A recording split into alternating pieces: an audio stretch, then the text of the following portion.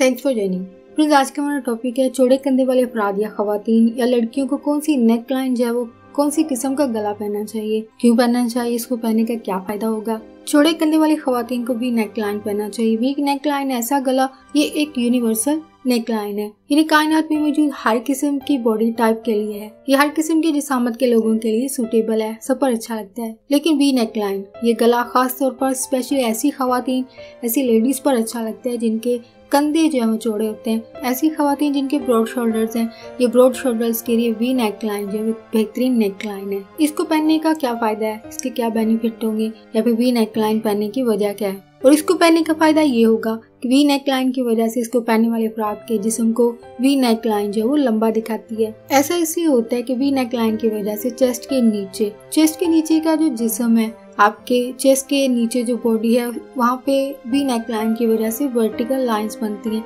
जिसकी वजह से जिस्म जो है वो लंबा नजर आता है और ओवरऑल लुक जो है वो अच्छी लगती है। तो फ्रेंड्स, आज की वीडियो आपको अच्छी लगी है, आपका वीडियो देखने के लिए बहुत शुक्रिया।